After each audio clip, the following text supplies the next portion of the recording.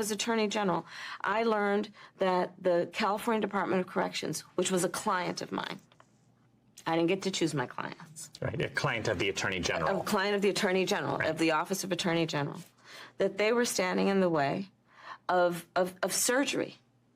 For prisoners. For prisoners. And there was a specific case. And when I learned about the case, I worked behind the scenes to not only make sure that that transgender woman got the services she was deserving.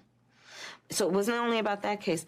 I made sure that they changed the policy in the state of California so that every transgender inmate in the prison system would have access to the medical care that they desired and need. And I believe it was not only, I know it was historic in California, but I believe actually it may have been one of the first, if not the first in the country, where I pushed for that policy in a Department of Corrections.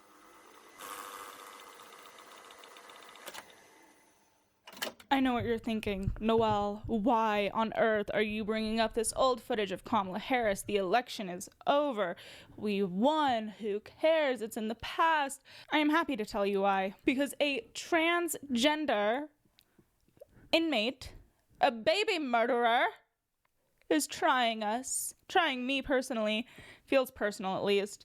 We're going to get into that today, but first, this is your reminder to subscribe to this channel. We are getting really close to 1,000 subscribers, so I would really appreciate it. It would mean a ton to me, and all of my other social medias are linked down below, as always, if you are interested in following me on any of those. And without any further ado, let's dive right in. So, the fact that we are talking about yet another baby murderer within weeks of each other, too, is insane. Because in case you missed it, I did an episode on Casey Anthony because she had the gall to reemerge into public life. So make sure you check that out. Now, this one is particularly heinous. Not that Casey Anthony isn't, but we gotta just put that on the back burner. Do not get me riled up about that one again. Let's just start with the original court documents from this case. Okay, so here is the history. This is what happened. Richardson, who is the man in question, married Linda Mason in September of 2001. Mason had a daughter, FL, from a previous relationship on the morning of September 12th, 2001, a day after 9/11. The gall. Mason went to work and left 11-month-old FL in Richardson's care. At approximately 4:30 or 5 that afternoon, friends of Richardson, Andrew Buttram and his fiancée stopped by to visit. Instead of inviting his guests inside as he usually did when they visited, Richardson told them that FL was sleeping, so the three of them sat outside. Buttram thought that Richardson was acting strangely and noted that loud music was playing inside the house, despite Richardson's claim that FL was asleep. Buttram and his fiancée also observed that Richardson had a fresh, bleeding tattoo of FL's name on his arm. Buttram and his fiancée left after approximately 20 minutes. At approximately 6:45 that evening, Richardson went to a neighbor's apartment and called 911 to report that FL was unconscious. Emergency personnel arrived and transported FL to the hospital. When Evansville police officer Jeffrey Hales arrived at the scene, he approached Richardson, who had been standing outside. Officer Hales asked Richardson what had happened to the child, and Richardson explained that he had put FL down for a nap, and when he checked on her sometime later, he observed vomit coming out of her mouth and called for help. FL was resuscitated but died at the hospital. Richardson gave two statements to the police, one on September 12th and then a second one on September 19th. In his first statement, Richardson described the events to Detective Clinton Coomer as follows. He said that FL had been fussy earlier in the day. He had put her down in the playpen, left her there for an hour and a half, then got her out, rocked her to sleep in her crib. Then he started cleaning the house, and about 50 or so minutes later, he checked on her and found that she was not breathing, had a blank stare on her face, mucus coming from her nose and mouth. He then took FL out of the crib, placed her on the master bed on her side, and then went back to the neighbor to give them help, to also see if they could help perform CPR. He said that no CPR was performed until emergency personnel arrived. Then on September 19th, he was asked in for a second interview. And after being advised of his Miranda rights, he gave the following statement. He said that FL was fussier than usual, so he played with her, played video games with her in the playpen. She was still fussy, and he tried getting her to calm down, and at one point he stated he threw her up in the air about 12 to 18 inches. Whenever she came down, he caught her, and that her head bopped forward and back in a rough type of manner. So I imagine like in this kind of a fashion. He said this normally works whenever he would see his wife do it, but this time it didn't. She continued to cry and fuss. He tried something else at that point. He said that since throwing her up in the air didn't work, that he tried to shake her in a manner that he would thrust her out and then pull her back in a rough manner, or at least what he physically showed us, because he got up out of the chair and physically showed us how he thrust her out and pulled her back in. The autopsy showed that this baby died of physical strangulation. So then the state charged him with murder. He was incarcerated. And then in December, there was a disturbance in the jail. He was placed in the suicide cell, and there was a disturbance, and the officers suspected that Richardson had a role in instigating that disturbance. Lieutenant James Spence, a corrections officer, escorted Richardson out of the cell to talk to him in an attempt to determine the source of the cellmates' discontent. Richardson explained that he and the others were upset because of the lack of privileges. The lieutenant then asked Richardson what he was incarcerated for, and Richardson responded, murders. At that point, another officer checked Richardson's booking sheet and advised Lieutenant Spence that Richardson was incarcerated for reckless homicide. When Lieutenant Spence relayed that information to Richardson, he stated, well, all I know is I killed the little fucking bitch. Let's remember, the little fucking bitch is an 11-month-old baby. So it's giving psychopath. Oh, and just in case you guys were just like wondering what this guy looks like, here you go. What a sweet feminine lady he is. Basically, what we have on our hands is a psychopath who got his crazy cross-eyed ass thrown in jail. Okay. Now, what's interesting is he did not come out as transgender until 2020. So at the peak of people coming out as transgender, at the peak of men starting to be placed into women's prisons, that's when he all of a sudden has gender dysphoria. Please, seriously, give me a break. We talked about something very similar to this actually on Monday's episode.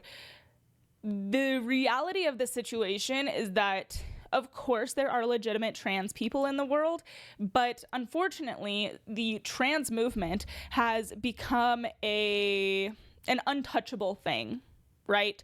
So you have predatory man, which this man undoubtedly is one, who will then use the identity of trans to protect and shield themselves from like consequences. And it's sick because people let them do it because you can't question them. This man says he's a woman, so obviously he's just a woman now. No, there's no more discussion to be had. There's no more nothing. And further than that, the whole point of this conversation, he is demanding that the state pay for his sex reassignment surgery. And to that I say no thank you. I can think of 1,000 other things I'd rather use my taxpayer dollars for. Noelle, what do you mean that he wants the state to pay for it? Well, I'll tell you. He filed a lawsuit against the state of Indiana because they refuse to pay for his sex reassignment surgery. The state does. And the UCLA, the wonderful organization that they are, said that that is a breach of the 8th Amendment and the Equal Protections Clause.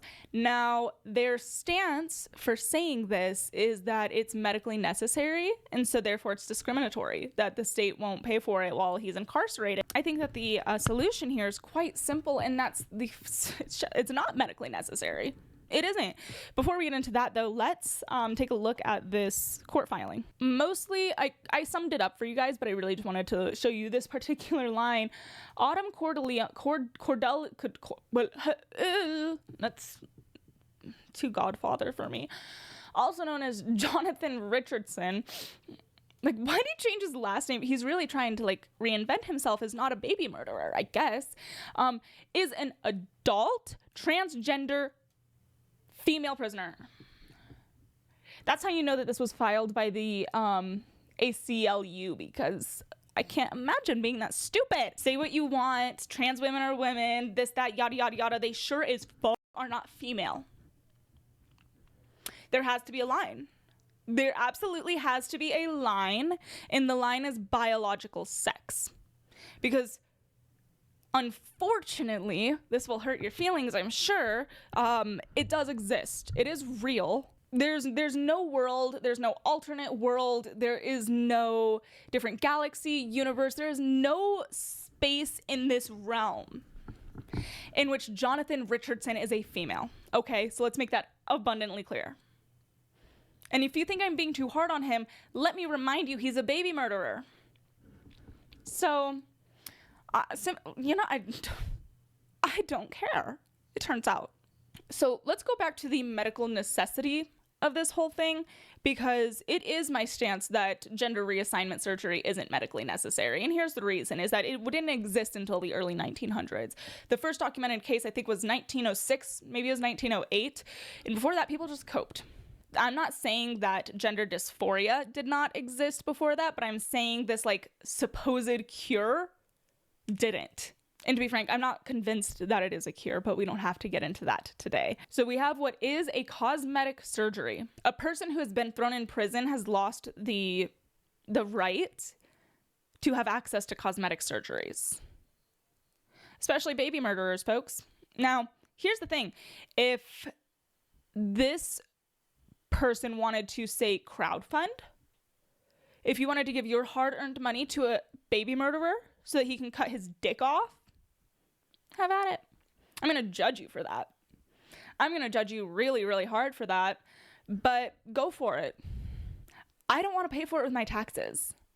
And that's what this boils down to. I do not think that people should be forced to pay for this. Quite simple, really. Quite simple, really. That is the whole gist of this situation, but I do absolutely have to show you something. Doing research for this, I stumbled upon this headline from last year, and if you thought this man couldn't be any crazier, think again. Trans inmate who strangled baby sues Indiana prison chaplain for allegedly denying hijab.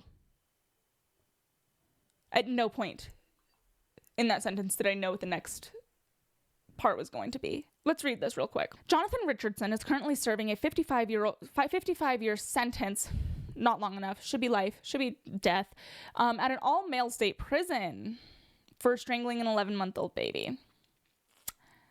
The inmate claims that a chaplain at the prison told him that he was not allowed to wear a hijab outside of his bed area, allegedly amounting to a violation of his religious rights, according to a complaint acquired by the National Desk. A hijab is traditionally worn by Muslim women to express modesty and faith. The chaplain, in denying the request, allegedly cited I can hear the name in my head. I can't physically get my mouth to say it, so we're going to say Richardson's. Listed religion was not Islam, but a Wiccan, a pagan religion with no ties to Islam that emphasizes a connection to the earth while believing in a honed male god and a moon goddess. In response, Richardson allegedly informed the chaplain, get this, I am an eclectic practitioner who is the member of the Theosophical Society in America. He went on, noting, I practice a diversity of faiths in order to custom tailor my spiritual beliefs to my spiritual needs. The inmate is now seeking $150,000 in damages and the right to wear the head covering wherever I go in the facility. First of all, bitch, you're in prison probably until the day you die. What are you going to do with $150,000? Use it to cut off your dick? There's an idea. Like, I just don't know how to further emphasize the point that this is a psychopath. Okay. And if I were a trans advocate, I would be advocating against this person because he's making y'all look like shit.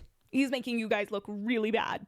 But of course, again, while doing my research, I found some other headlines. I just want to read a few and then we'll close this up because this is such a ridiculous story. Judge orders taxpayers to foot the gender surgery bill for savage baby killer who identifies as a Muslim woman. I don't even know what to say. Indiana AG fights ruling granting inmate who strangled baby taxpayer-funded gender surgery. Yikes. trans inmate in prison for killing baby must get gender surgery at earliest opportunity, per the judge. This is a personal favorite of mine. Taxpayers should fund trans surgery for inmate who murdered baby. Judge rules. Y'all, this is sick. This is sickening. Do you see why I did my cold open with Kamala Harris? Because this is precisely the thing that she's talking about. Of course, they're not all baby murderers, but they all did something to land their ass in jail. And she's talking about a law in California that says that taxpayers must pay for these surgeries. I don't know. You guys let me know in the comments down below. Do you want to pay for this with your tax dollars? If you do, I guess to each their own, but I'm going to judge you for it. You're allowed to do what you want, but you're not free from my judgment. It's just crazy. And that's it. But I hope that you guys did enjoy this episode. We have a last minute guest here. Everyone say hi to Swarrick. He's the best. He's a good orange boy. And if you did like this video, give it a thumbs up. Subscribe to the channel because we're getting close to 1,000 subscribers and I would greatly appreciate it. And that is all that I have for you guys. And I will talk to you next time. Bye.